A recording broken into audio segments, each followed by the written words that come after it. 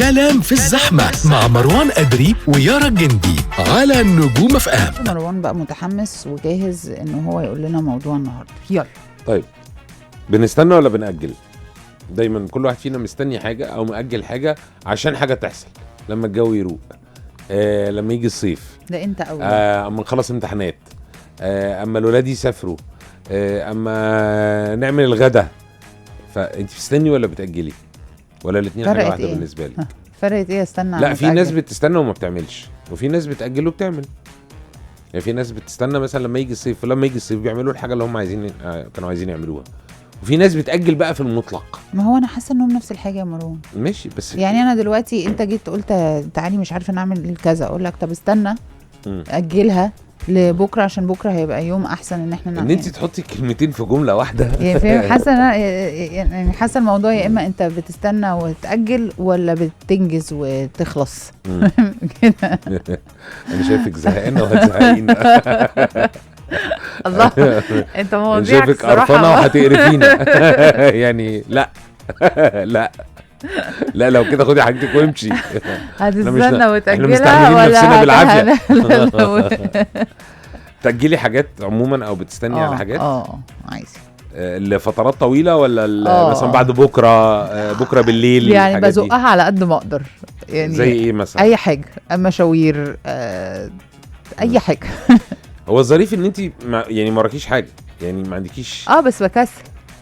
ده مش حلو يعني. اكيد مش حلو، ما قلتش انه حلو، بس يعني اعمل ايه؟ ما حاولتيش تتغيري؟ ياما حاولت اتغير ما عرفتش. ايه مطلع الاغنيه اللي انت قلتيه ده؟ ياما حاولت اتغير. ما يعني نفسي ابطل العاده دي ان انا بس هو نفسك بس. بس مستنيه ومأجلاها الوقت انسب فيه. بس في تراب بس. ما باخدش خطوات. انت فيه. لا بعملها.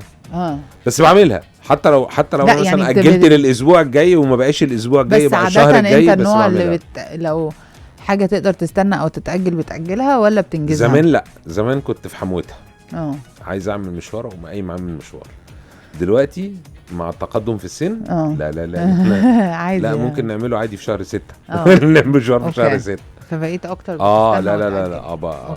بس طبعا في حاجات يعني ما فيهاش تأجيل، يعني ماشي. لا احنا بعيدا عن الحاجات اللي ما فيهاش تأجيل. يعني في حاجات كلنا ما ينفعش. لا لو متزهق امشي. يعني لا بلاش لا. بص يا بص، انا عايز افهمك على حاجه.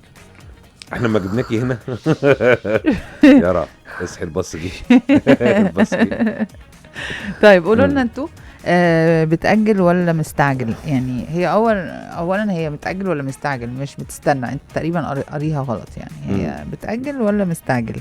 فبتستنى وتأجل وتاخد وقتك في الحاجة ولا ده اللي انا قلته في اخر جملة. انا ببقى ايوه، بس مستعجل. انت عرضت الموضوع غلط كالعادة. يا سلام، ما يمكن انا دي بقى مشكلة ان انا اقول لك ايه، انزل بالموضوع. عارف لو كنت انا ظبطت الدنيا من الاول كان زمان الحاجة والله. انت عارفة بقيلك ايه؟ تكة واحدة بس وتبقي هايلة. يعني انت من اصحاب مبدأ مستعجل. انا لا والله. ده انا ابعد ما يكون على اللي انت بتقوله ده. بس فكنا لسه بنقول انت يعني انتوا من الناس اللي بتأجلوا ولا مستعجل؟